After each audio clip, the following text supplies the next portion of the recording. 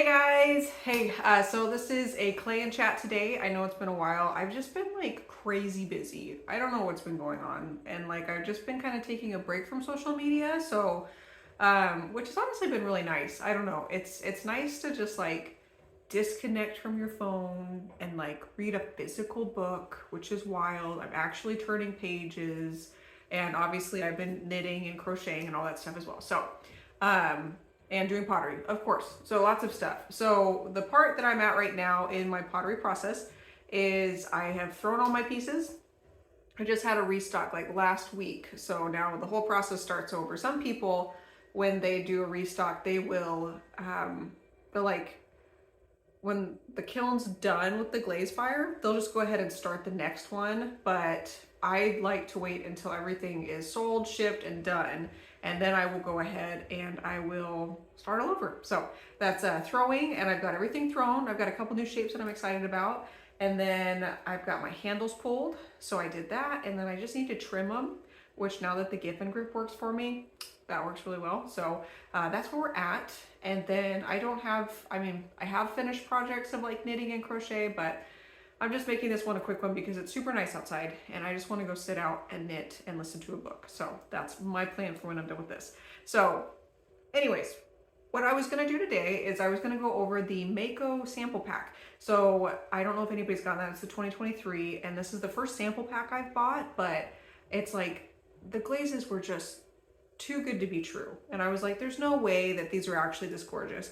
Well, some of them actually are that gorgeous. So I'm going to show you guys. If you've seen my kiln opening, you've seen some of these results already, but I did do 2 test mugs where I did strips, and I'll show you guys this in a second, but I did strips of glaze, and then I did the light flux and dark flux on each side. So let's go ahead and go over the sample pack 2 and see what's in it if you guys haven't seen it. And I think mine was only $25. I got it at Georgie Ceramics here in Oregon, and it was only 25 bucks. I think I saw on Clay King that it was like 32, but they do free shipping. So I don't know how that all calculates out. So that's good to know. So let's look at it. Okay. So it comes in this nice little box, and this isn't sponsored, by the way. I was just really impressed with these glazes. So I'm happy to share the combos that I have, and hopefully you guys can see. And then these are done on Laguna B Mix 5 without grog, fire to cone 5, but my kiln does fire a little hot. So maybe like cone 5.5, however that works. So anyways, okay. So if you guys can see this. So we have the passion flower, the peppered plum, amaryllis, ivy, nimbus, riptide, sand dollar, fossil rock, rose quartz, pink gloss, core gloss, and brown gloss. So what I was going to do originally was just put these on mugs that obviously I had already put the Mishima on and the Sgraffito and all of the time intensive things that I do to these pieces. But someone had mentioned, one of my friends, Moonshine Ceramics on Instagram, she had mentioned that the Nimbus pinholed on her clay. So I kind of like took a step back and I was just like, okay, well maybe we will actually test some of these. I haven't had any issues with Mayco Glazes, so usually I just go with it and I'm always pretty much okay. So, but I decided to be brave, but I had already put Nimbus on like 2 mugs and I just wasn't gonna wipe it all off. So we were gonna risk it for the biscuit and it ended up turning out really good. So we're okay. Those pieces are sold, so I don't have those, but on the kiln opening, and I'll try to do a little card thingamajigs, I did put that in there and you can see those results. So yeah, that one kind of had a traumatic moment with Bigfoot. His face got covered by a drip. Such a bummer, but someone did end up giving it a home, so somebody's gonna love that little Bigfoot. So anyways, the favorites that I had from this one were the passion flower and the amaryllis, and then this peppered plum as well. The rest of them I was kind of like okay, but these 3 right here were really what I was excited for. And I feel like Riptide really surprised me. I ended up really liking Riptide, and I was okay with these ones. These ones just not really my wheelhouse of color. This one's just kind of a brown, but I tested it anyways because you never know. So we'll go ahead and I'll just open it for you guys so you can see. So they come like this, little jars, and then, you know, each one, so I think because it's a sample pack, they don't put like the picture of what it's gonna look like or anything. It's just has the name on it, and they're just little glosses. And like these right here, I think you could do like 2 3 mugs. Well, I say that, but if you have like full covered mugs, mine has a lot of space that I just do a clear glaze on. So I could probably do like 2, 3, 4 mugs out of one of these little jars. So really good deal. $25 for all of these. So really good deal. So we have those. And then I had also bought Mayco Dark Flux. So that's a really good one. And we'll see the difference between those two. And then the Mayco Light Flux. And so all these do is they just, I don't, it can, if you guys can see that, but it just adds some movement to the glaze. These are wonderful. Like if you're kind of a lazy glazer, which I am, I'll do 2 coats of a glaze and then I'll put this on top of it. And it looks like I put a ton of effort into it, but I didn't.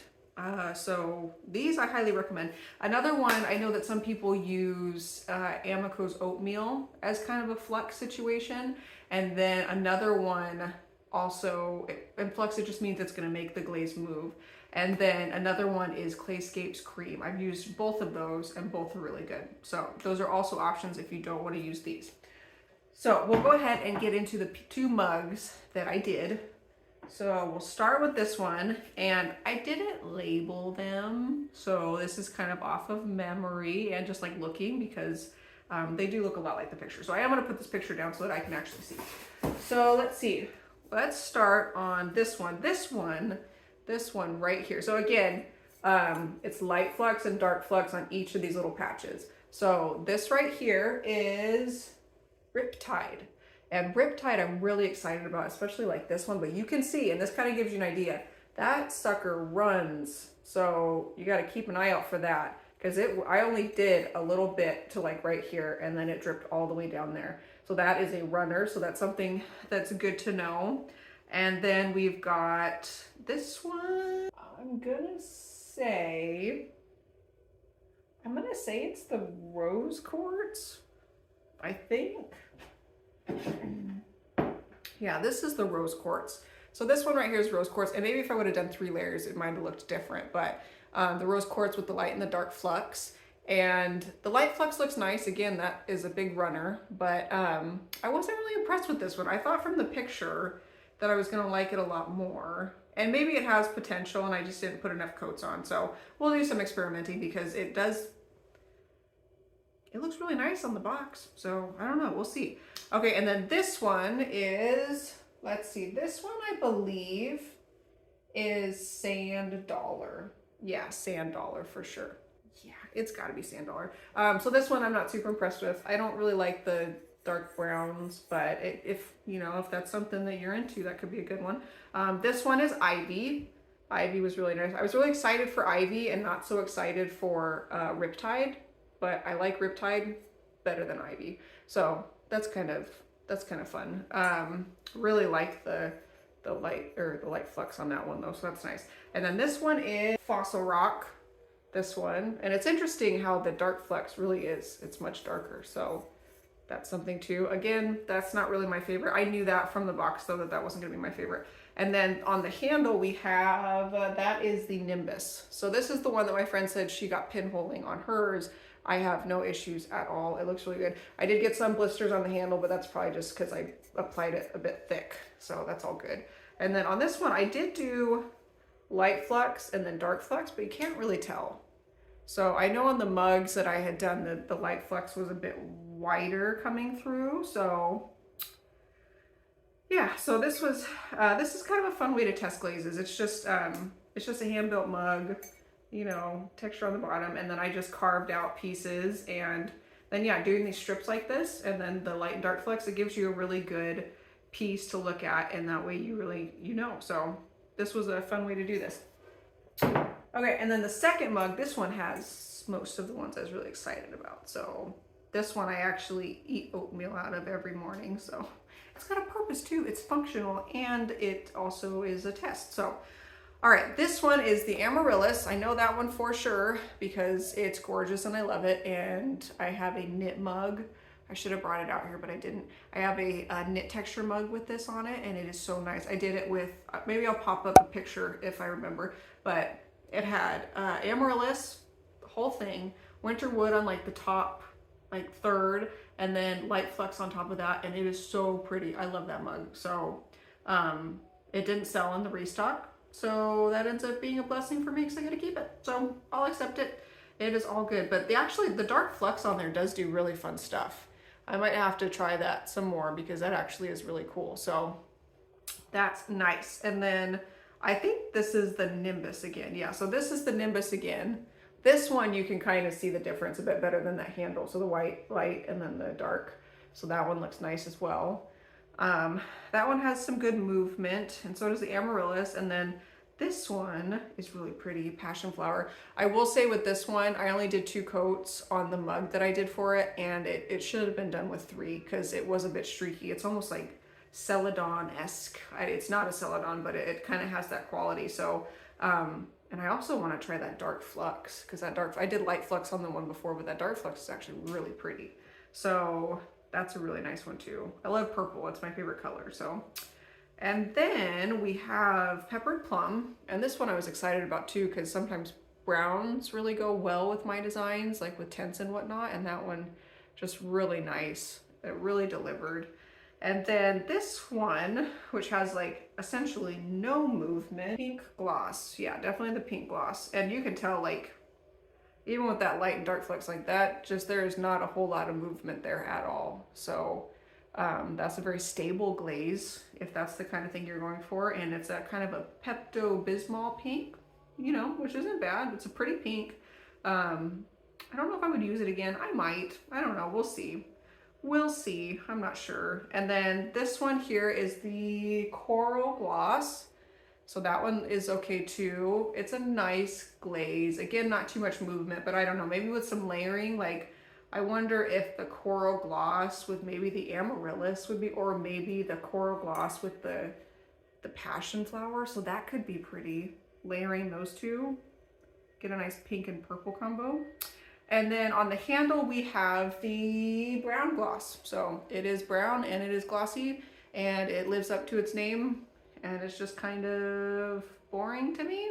But if you're really into browns, then, you know, this is the gloss glaze for you. So yeah, so those are all of the sample pack ones. And yeah, so that's about it, guys. I'm gonna keep it short because like I said, I want to go and sit out in the sun and knit and listen to my audiobook and just enjoy the sunshine while we have it. Because if you had been to Oregon or you live in Oregon, you know that we don't get a lot of these sunny days. So we are a very rainy state, which is good because that's how come we're so green. So it's really good. Anyways, guys, thank you so much for, you know, sitting with me and enjoying, hopefully enjoying this video. I hope you enjoyed it. If you did, please give it a thumbs up. Maybe subscribe if you want to see more videos from me and all that business. So we will catch you guys on the next video. And if you guys have any suggestions for what you want to see, please, you know, do the commenting thing. And, you know, I might even just pop up at the end of this video a quick throwing video that I did. So we'll see. I don't know. We're kind of just winging it today, guys. So anyways, thank you so much, guys, for watching, and we'll catch you on the next video. Thanks, guys. Bye.